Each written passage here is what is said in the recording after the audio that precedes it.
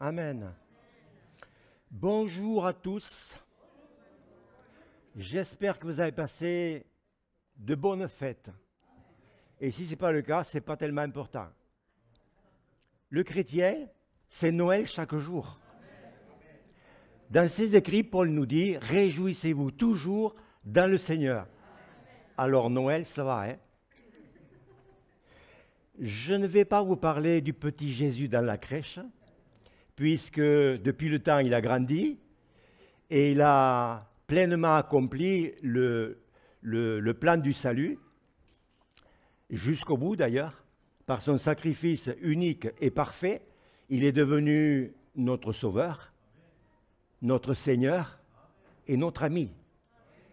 Mais il faut dire que depuis le jour où nous sommes devenus un enfant de Dieu, l'ennemi de nos âmes n'a plus qu'un seul but, nous détruire. Il n'aime pas l'Église et il déteste les chrétiens. Plus nous nous approcherons du Seigneur et plus l'ennemi de nos âmes essaiera de nous tenter. On peut comprendre la parole que Jésus adressa à ses disciples à propos de la tentation. Veillez et priez afin de ne pas céder à la tentation. Et puis, il explique pourquoi.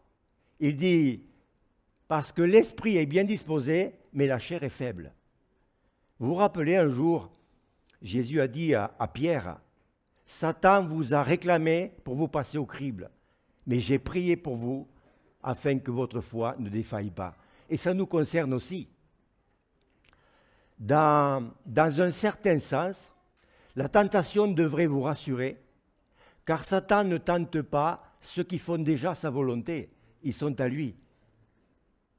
La Bible nous apprend que Satan suit 4 étapes pour nous tenter, selon sa manière de procéder d'abord avec Adam et Ève, ensuite avec Jésus et puis avec nous. Nous pensons souvent que les tentations viennent de l'extérieur, mais c'est faux. Jésus nous dit que c'est à l'intérieur de nous-mêmes, dans notre esprit, que ça commence. Si nous n'avions pas de désir intérieur, la tentation n'existerait pas. Mais Jésus nous dit, c'est du dedans, du corps de l'homme, que sortent les mauvaises pensées.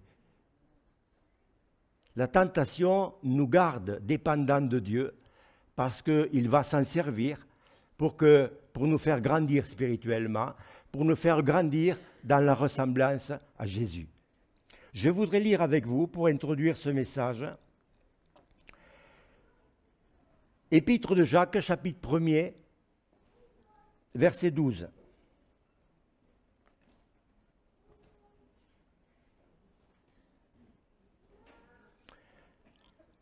Jacques, chapitre 1er, verset 12. « Heureux l'homme qui tient ferme face à la tentation, car après avoir fait ses preuves, il recevra la couronne du vainqueur, la vie que Dieu a promise à ceux qui l'aiment.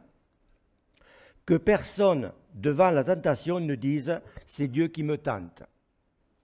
Car Dieu ne peut pas être tenté par le mal, et il ne tente lui-même personne. Lorsque nous sommes tentés, ce sont les mauvais désirs que nous portons en nous qui nous attirent et nous séduisent. Puis, le mauvais désir conçoit et donne naissance au péché. Or, le péché, une fois parvenu à son plein développement, engendre la mort.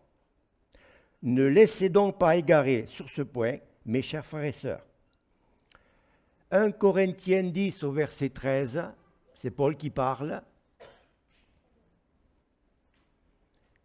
Les tentations qui vous ont assaillis sont communes à tous les hommes. D'ailleurs, Dieu est fidèle et il ne permettra pas que vous soyez tentés au-delà de vos forces. Et là, on dit Amen. Au moment de la tentation, il préparera le moyen d'en sortir pour que vous puissiez y résister. Que Dieu soit béni. Il sait prendre soin des siens. Chaque tentation est une occasion de faire le bien. Le célèbre prédicateur Martin Luther a dit un jour, « La tentation a été mon pédagogue spirituel. » Même la tentation nous aidera à grandir spirituellement, parce qu'elle nous donne l'occasion de choisir entre le bien et le mal. C'est l'arme préférée de Satan pour nous détruire.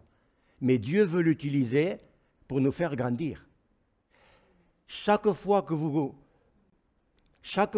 aurez l'occasion de choisir entre le bien et le mal, vous grandissez dans votre ressemblance à Jésus.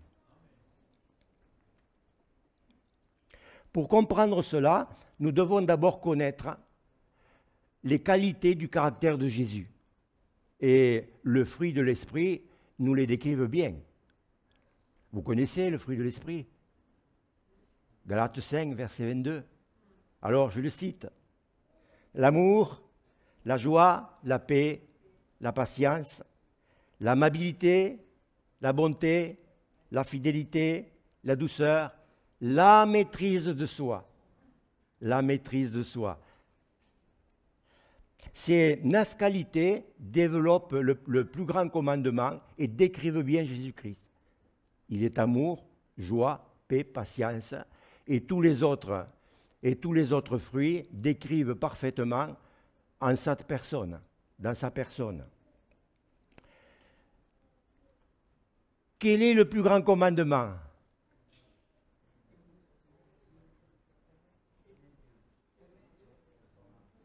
Écoute, mon peuple, le Seigneur est notre Dieu, il est le seul Dieu.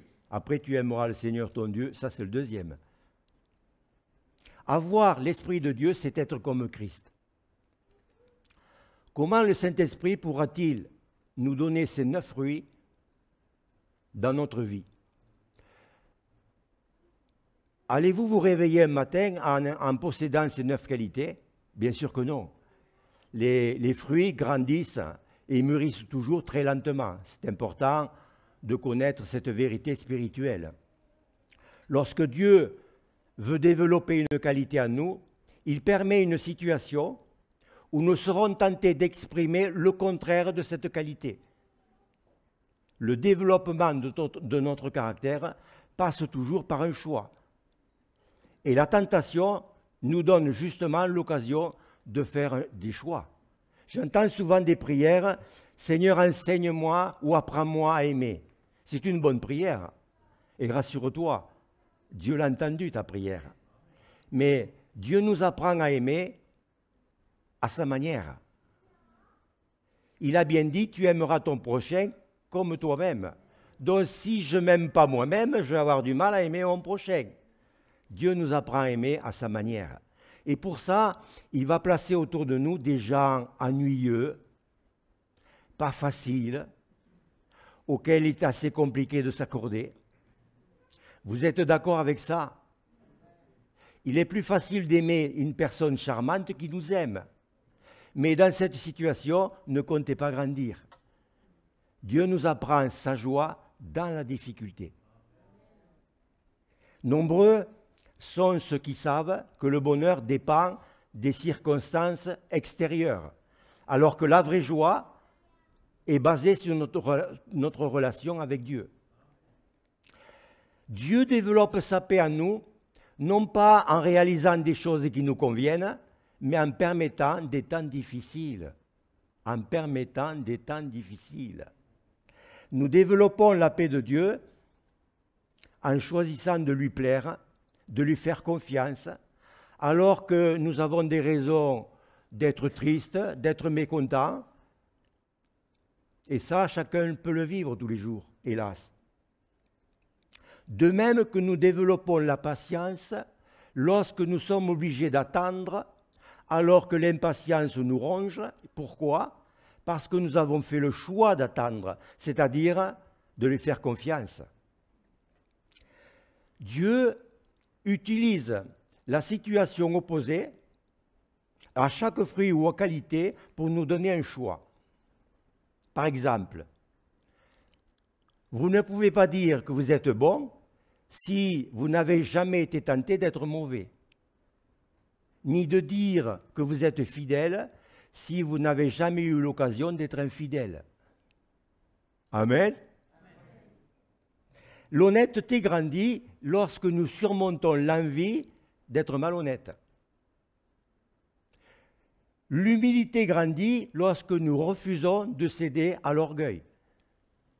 De même que la persévérance grandit lorsque nous surmontons à la tentation de tout abandonner. Chaque fois que vous triomphez d'une tentation, vous devenez un peu plus grand dans la ressemblance avec Jésus. Je le redis. Chaque fois que vous triomphez d'une tentation, vous devenez un peu plus semblable à Jésus. Puisque la Bible nous dit de ressembler à Jésus. Et c'est pour ça que Dieu est venu à notre rencontre. Comment la tentation agit-elle? Il est assez facile de savoir comment le diable va agir. Depuis la création, il a toujours employé la même stratégie, les mêmes pièges. Toutes les tentations suivent le même schéma. Et Paul nous dit, 2 Corinthiens 2 au verset 11, « Ne laissez pas Satan prendre l'avantage sur nous. Nous ne connaissons en effet que trop bien ses intentions. » Donc, nous savons que le diable peut agir et peut nous piéger. Nous le savons, ça.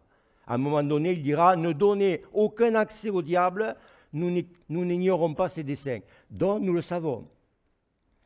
La Bible nous apprend que Satan suit 4 étapes pour nous tenter. Selon sa manière de procéder d'abord, comme je l'ai dit, avec Adam et Ève, puis avec Jésus et ensuite avec nous. La première étape, notre adversaire voit un désir en nous. Et ça peut être un mauvais désir, comme se venger, dominer les autres. Mais ça peut être aussi un désir normal, comme être aimé, être reconnu. La tentation commence lorsque Satan nous donne l'idée de céder à notre mauvais désir. Méfiez-vous des raccourcis, ce sont souvent des tentations. Le diable nous dit, tu le mérites, tu dois l'avoir maintenant, ça sera merveilleux, tu verras, tu iras mieux. Et souvent nous pensons que les tentations viennent de l'extérieur, mais c'est faux.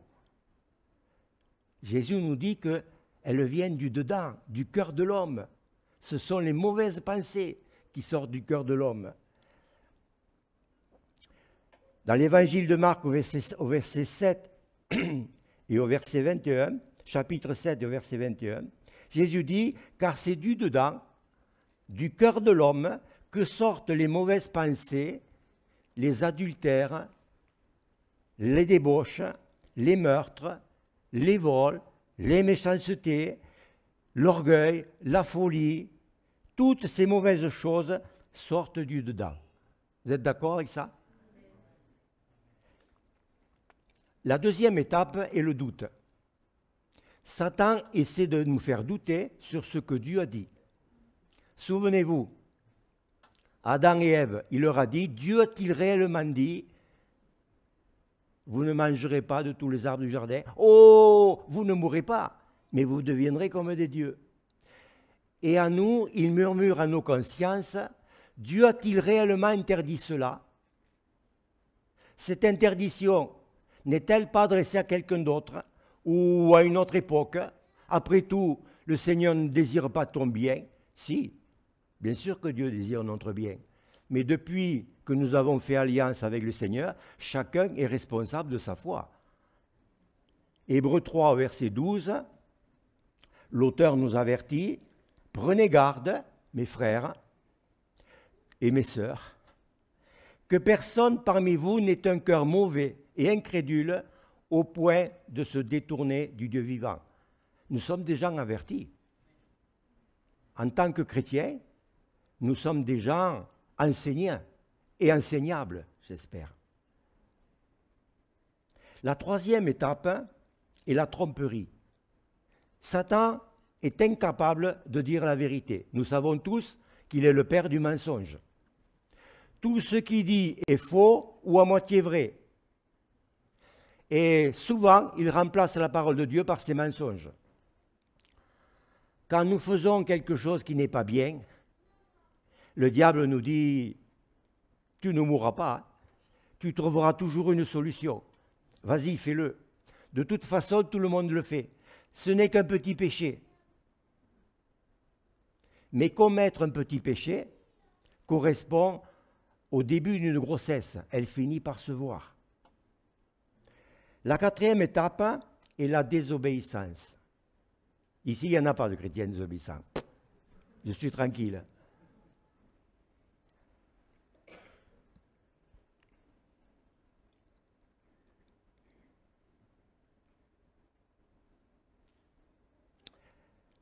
Donc vous mettez finalement votre mauvais désir à exécution, votre idée devient une réalité et votre pensée, vous l'appliquez. Ça veut dire que vous écoutez la parole du malin et là vous tombez dans son piège. Jacques, chapitre 1er, au verset 14, nous dit ceci. En réalité, tout être humain est tenté quand il se laisse entraîner et prendre au piège par ses propres désirs. Ensuite, tout mauvais désir conçoit et donne naissance au péché, et quand le péché est pleinement développé, il engendre la mort. Ne vous y trompez pas, frères et sœurs. Adam et Ève ne sont pas morts après avoir péché, puisque Adam il est mort à l'âge de 930 ans. Mais spirituellement, il est mort, séparé de Dieu. Deuxième mort, c'est la séparation d'avec Dieu. Quand Paul dit « Ne donnez pas accès au diable, nous n'ignorons pas ses desseins », il pense surtout qu'il est utile de connaître la stratégie de Satan. Mais nous devons aussi connaître comment vaincre la tentation. C'est-à-dire comment ne pas céder à la tentation. Le péché, c'est céder à la tentation. Comment ne pas céder à la tentation? Refusez de vous laisser tromper par l'ennemi. Beaucoup de chrétiens sont effrayés et découragés par des pensées tentatrices. Ben oui, c'est comme ça. Ils se sentent coupables de ne pas avoir dépassé ce stade. Ils ont honte d'être tentés. Mais c'est faux. C'est une mauvaise connaissance de la maturité spirituelle. Jamais vous n'éviterez la tentation, puisque Dieu l'a permise. Et entre nous, Jésus n'a-t-il pas été tenté? Je disais en début que, dans un certain sens, la tentation devrait vous rassurer, parce que Satan ne tente pas ceux qui font déjà sa volonté, ceux qui sont à lui. La tentation prouve que le diable vous hait. Il a horreur des enfants de Dieu. Il déteste l'Église. Il a raison, hein? Il a raison, hein? Il y a un chant qui dit « Terrible comme une armée sous la bannière, nous sommes l'Église de Christ. Faisons connaître à Satan et à ses anges les mystères qui sont cachés en Dieu. » Il a raison d'avoir peur.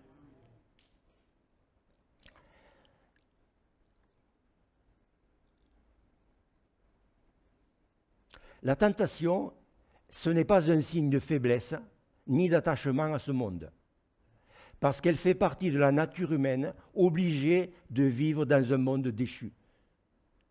La tentation ne doit pas vous faire peur.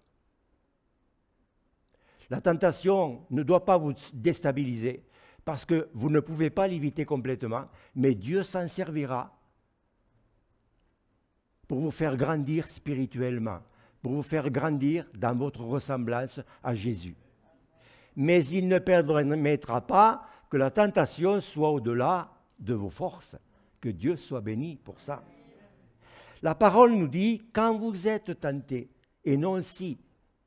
Nous l'avons lu tout à l'heure, Paul nous dit « les tentations qui vous ont assaillis sont communes à tous les hommes ». Être tenté n'est pas un péché. Jésus a été tenté sans jamais commettre de péché. La tentation, elle devient péché lorsque nous cédons à la tentation.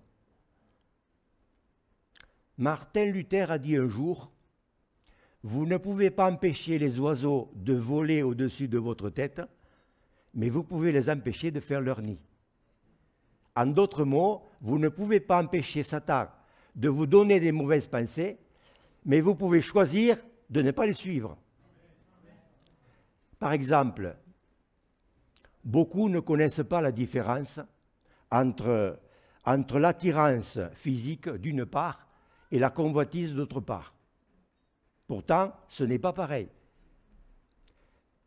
Dans le cadre du mariage, Dieu a donné à chacun de nous une sexualité. Et c'est bon, dans le cadre du mariage. L'attirance est une réaction naturelle, spontanée, donnée par Dieu en face à la beauté physique, alors que la convoitise est un acte délibéré de la volonté. On choisit de commettre en pensée ce que l'on aimerait faire avec sa chair. Jésus fait la différence, d'ailleurs il nous l'a très bien expliqué. Si un homme regarde une femme pour la convoiter, a déjà commis l'adultère dans son cœur. Pour la convoiter. Ça veut dire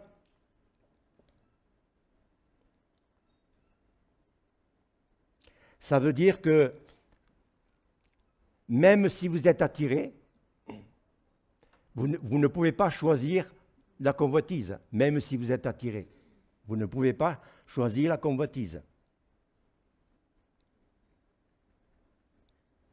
Pas mal de chrétiens, surtout des hommes, se sentent coupables quand les hormones que Dieu leur a données fonctionnent.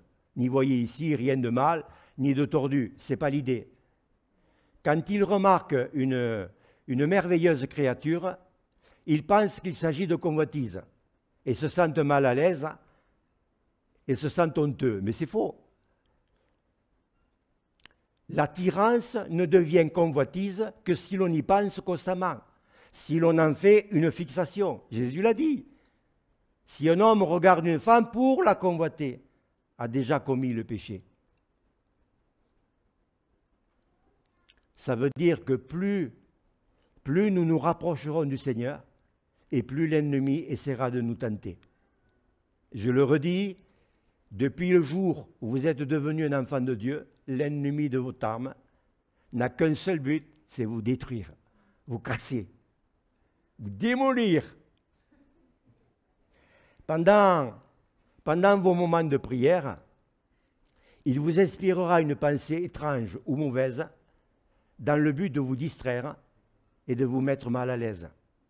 Mais il ne faut pas se laisser décourager, pas du tout. L'ennemi de notre âme a peur de nos prières. Elles le font trembler et fuir. Et pour ça, il essaiera toujours de nous tenter, justement pour démolir ces moments de prière.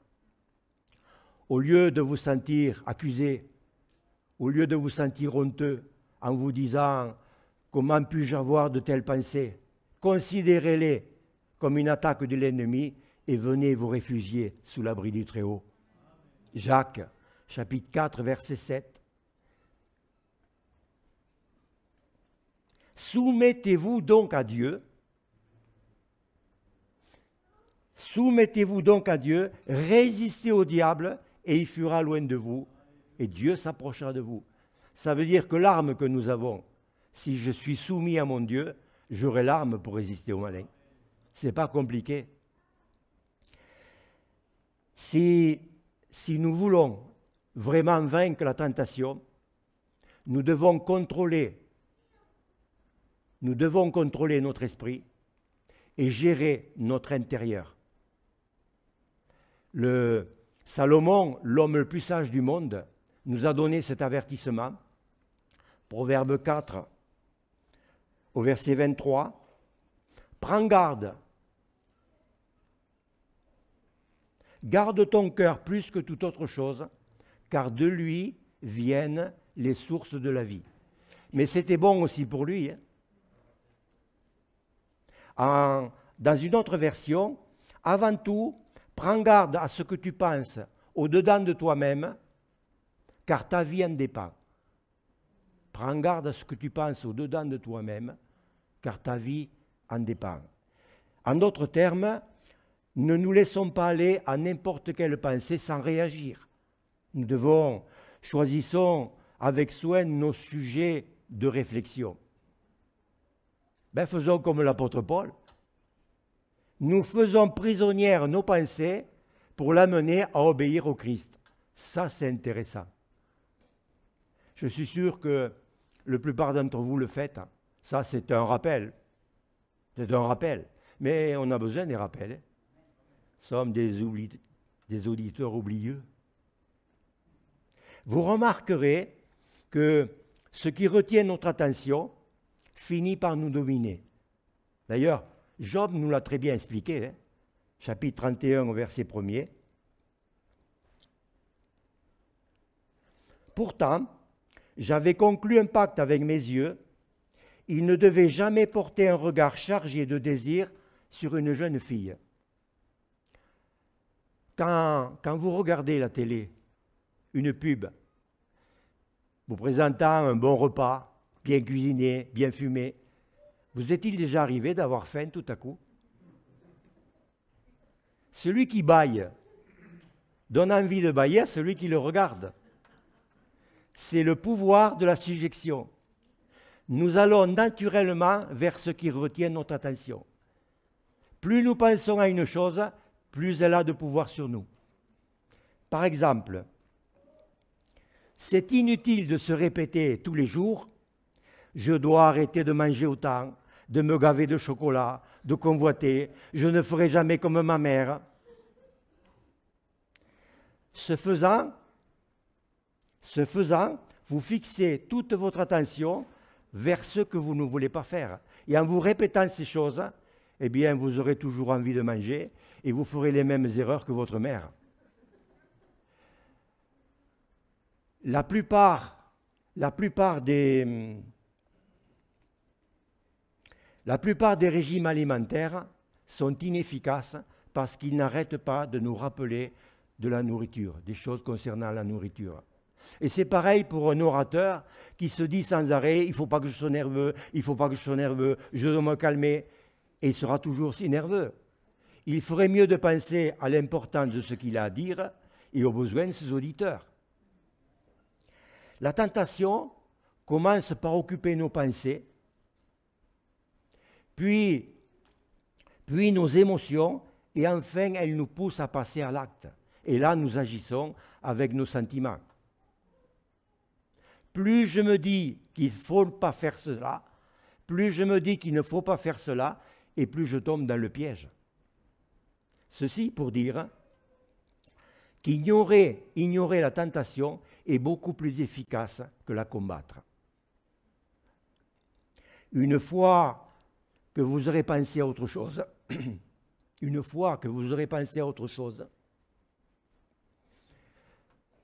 la tentation n'aura plus de poids sur vous. Et si la tentation vous appelle, ne lui répondez même pas. Parfois, pour fuir une tentation, vous devrez changer d'endroit. Souvenez-vous, Joseph, lorsqu'il était en Égypte, la femme de Potiphar, dont le mari était le bras droit du Pharaon, cette femme menteuse a proposé à Joseph de coucher avec lui. Et Joseph a eu la bonne réaction.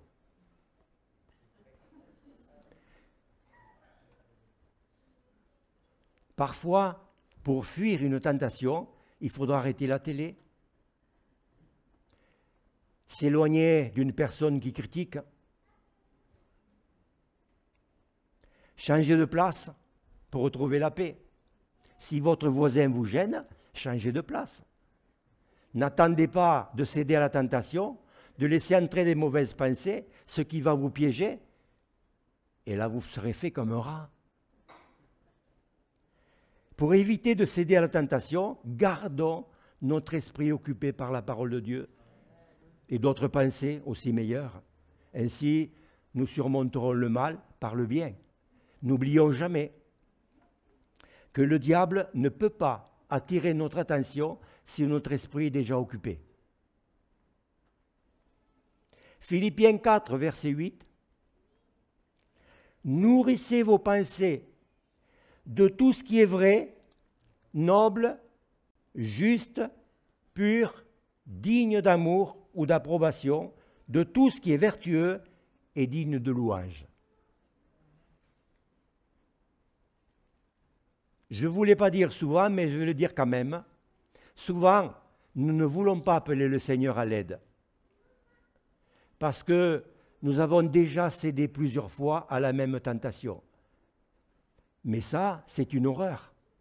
C'est une blessure pour Dieu. Lui qui nous demande de l'appeler au secours. Lui qui nous ordonne de l'appeler à l'aide quand ça va mal. Vous savez, quand Jésus est remonté au ciel, il nous a laissé son téléphone. Vous faites le 50-15 dans les psaumes et à l'autre bout, vous entendrez « Invoque-moi au jour de la détresse, je te délivrerai, tu me glorifieras. » Dieu ne se met pas en colère et il n'est pas impatient lorsque nous revenons à lui. Au contraire, il nous invite de nous approcher de lui avec assurance. Hébreux 4, verset 16. « Approchons-nous donc avec assurance du trône de la grâce, afin d'obtenir miséricorde et de trouver grâce pour être secourus dans nos besoins. » Ce n'est pas une promesse, ça? Je vais m'arrêter après ça. L'amour de Dieu est éternel et sa patience est sans limite. Même si vous devez l'appeler à l'aide 200 fois par jour pour vaincre une tentation particulière, vous trouverez toujours de l'aide auprès de Dieu. Et sa grâce incomparable. Quand Dieu nous demande de nous approcher de lui avec assurance, c'est que nous pouvons le faire. Pourquoi? Parce qu'il y a la solution. La vieille repentance. Non, mais elle est toujours valable. Hein? Seigneur, je reconnais que là, je n'ai pas été brillant. Je me suis fait avoir, je le reconnais. Et tu repars dans les voies du salut. C'est ça. C'est pour ça que Dieu nous demande de nous approcher de lui, du trône de la grâce, avec assurance. Ça, c'est la foi. Demandez-lui de vous donner la force de faire ce qui est juste.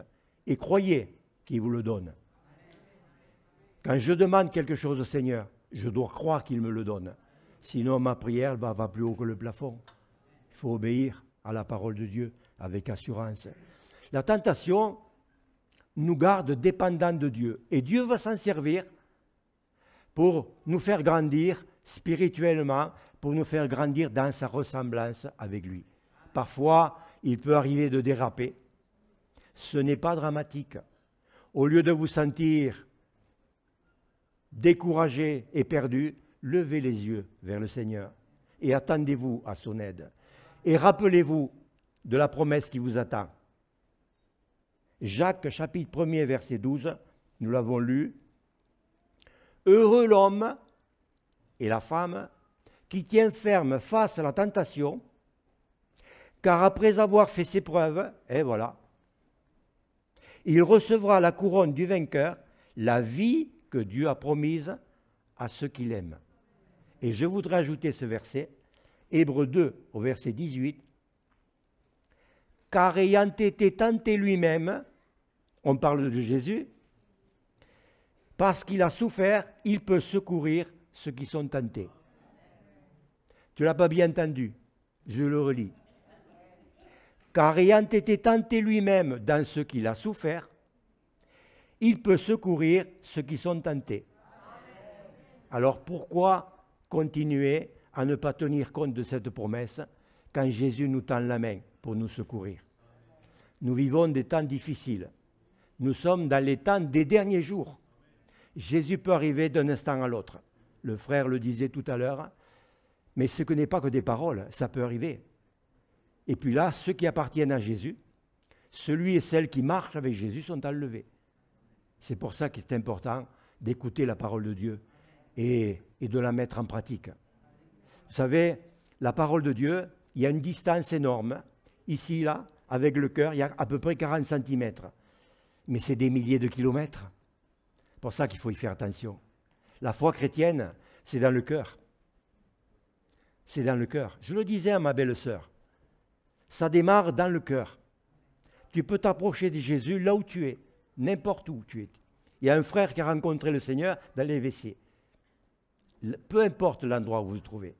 La parole de Dieu, c'est C'est la parole qui lui appartient à lui. C'est lui qui décide. Donc ça veut dire qu'à partir du moment où tu veux croire, Dieu révèle ce qu'il est. Dieu te donne ce qu'il est. Dieu éclaire ce qu'il est. Ce n'est pas le monde. Hein. Ce n'est pas ce qu'on lit sur les journaux, ni ce qu'on raconte à la télé. Hein. Ouais. Souvent, on veut parler de Dieu à la télé alors qu'on ne le connaît pas et qu'on ne veut pas croire. Mais là, c'est différent. Je peux m'approcher de Dieu avec mon cœur, là, en fermant les yeux. Et c'est là que Jésus vient. La Bible nous dit que Dieu est esprit. Donc, il est à ta portée. Et là où tu es, c'est pour ça qu'à tout moment, nous pouvons nous approcher du trône de la grâce. Et comme je disais en début, Noël, pour l'enfant de Dieu, c'est tous les jours Noël. Puisque Paul nous dit de nous réjouir tous les jours, mais de nous réjouir en Christ, de nous réjouir de ce qu'il est pour nous, de ce qu'il a fait pour nous, de notre identité, de notre nouvelle nature. C'est avec ça qu'il faut se réjouir, parce que c'est ça qui sera enlevé. Nous voulons te bénir, Seigneur, et te remercier pour ces instants, parce que ta parole demeure. Et nous t'en remercions parce que c'est toi qui la pilotes dans notre cœur. C'est toi qui l'installes et l'établis, Seigneur, selon ce que toi tu as prévu. Et nous voulons te dire merci pour ceux et celles qui ont décidé de te faire confiance, de repartir avec toi, avec ta parole, avec ton esprit, avec ce que toi tu as donné selon ta grâce, Seigneur. Nous te remercions, Seigneur, pour ces moments, parce qu'ils sont chers à tes yeux. L'Église, tu l'as voulu, tu l'as établie sur terre, et tu t'es servi des tiens maintenant, Seigneur. Nous voulons encore t'élever et te bénir parce que tu es Dieu, et que bientôt tu viens chercher les tiens, Jésus. Pour cela, nous t'élevons et nous glorifions encore ton nom, Jésus. Amen.